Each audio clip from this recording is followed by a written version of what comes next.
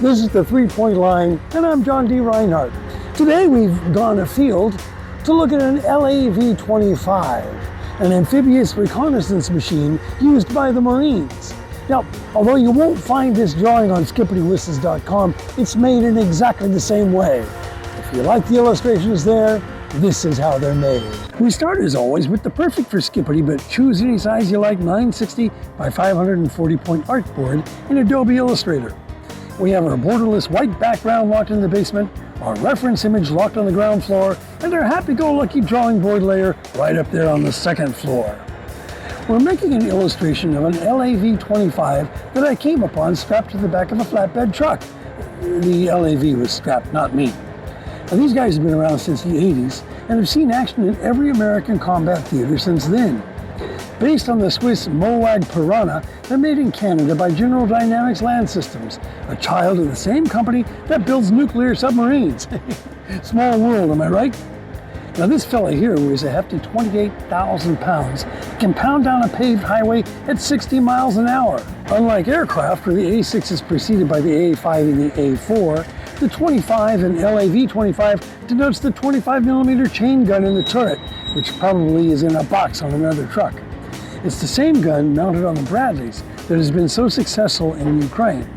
Now this isn't my first rodeo on this video. The first video got glitched, which is kind of a nice way of saying that I forgot to save it. But what I remembered from that video was how to draw these tires. What's required when you're faced with an epic number, in this case 4, of essentially super detailed objects that could be an illustration in their own right, is that you must adopt a discipline, create a style guide as it were.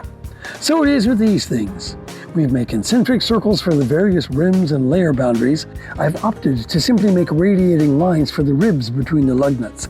At this scale, it just has to look like an LAV-25 wheel, but doesn't have to be nut and bolt specific.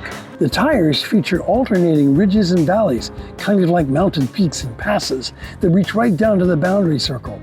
It all looks crazy and chaotic when it's blown up to 600% like this, especially against the real image. But believe me, it works out.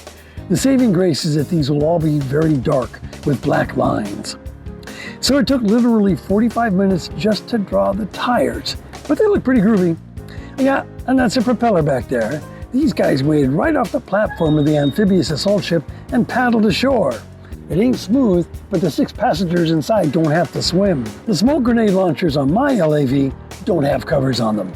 The reference machine has lost a couple, maybe fell off with that turret. That's the power of illustration. You draw what's important.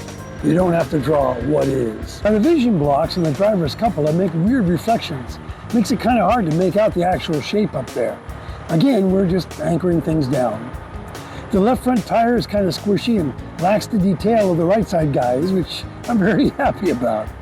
One of the cool things about this machine is that all this stuff on the outside is either bolted on or welded in place. It's not meant to deflect incoming artillery, so things just kind of get added on.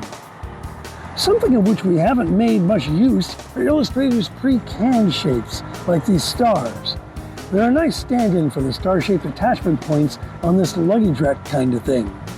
And they look pretty good in one-point lines and add a rich detail to the machine. Alas, all good things must come to an end, and so it is with our little tank. We made sure the mini lines all interconnect so that our coloring book live paint images all come out to be one color. Now the Marine's camo looks really good in the original machine, and it helped to make some of the details just impossible to draw, but it can't be used in live paint. Live paint wants to color between the lines, and we would have had to draw the camo lines in our picture. No thank you. Armed with our colorful palette of crayons, we can get the lower hull dark, the tires even darker, and paint everything else on Ersatz Army Green. Sorry about that, Marines. In all, it took about 2 hours and 20 minutes to make this illustration, which is after the hour and a half it took to make the lost episode. I think it's pretty cool. If you like it, you can pop a like on this video, which, if you like that, you could subscribe to. Visit skippitywhistles.com to see hard-working illustrations just like this, hard at work.